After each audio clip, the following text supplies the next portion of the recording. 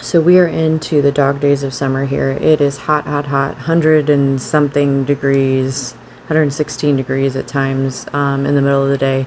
So I'm going out to the barn really early. I took a selfie with him there. I just thought it was cute. I was sweaty and hot, but it was cute, so I thought I'd share. This is our first ride at Shade Tree Stables a couple days after we moved in our old saddle, in the old bridle and bit. So this is kind of an evaluation to see what he's like under saddle for my new trainer, to really look at him. He's actually in a nice slow walk. He can get pretty relaxed.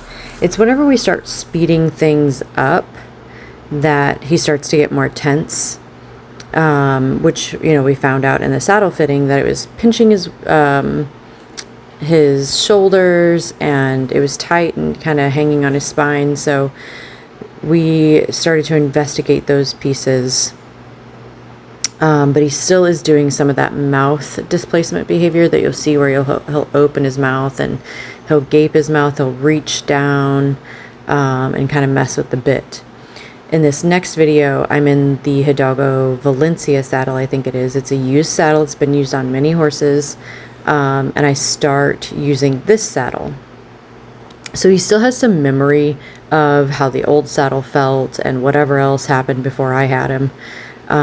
So as I'm using this saddle, this particular saddle pad that I have does not seem to work well for him, or at least for this saddle, I should say, because it wants to kind of slide down too much towards the withers. So eventually, in future videos, you're going to see the saddle pads start to change and we start to kind of explore some stuff. But I eventually got a grandeur pad, which seems to help stabilize and keep the saddle kind of up and lift it off of his withers.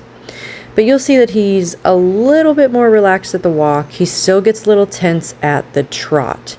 So I'm trying to kind of figure out what that is and why, if it's like a learned behavior from the old saddle, or if it's something to do with the bit. So I'm just trying to take it a step at a time.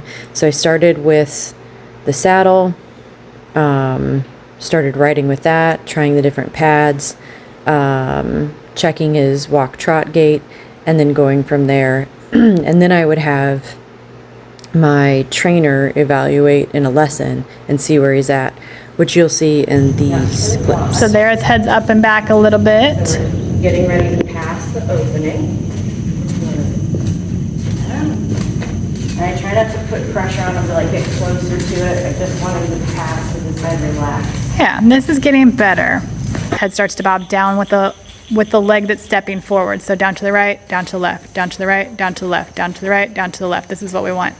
So you can hear in that last clip where she was showing how the correct head movement is better with the down to the right, down to the left piece, rather than walking like a duck where he wants to lift his head up and back whenever he's walking.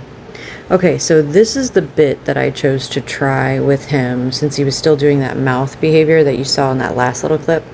And he did do better with it, but he was still showing some displacement behavior when I would use the bit rather than not. So I have decided to go bitless.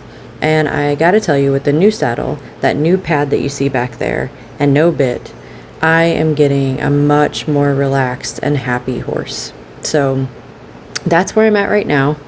I've done the saddle fitting, the bit fitting, the different pads. We're working off the cavesson. So we'll see where it goes from here. Stay tuned.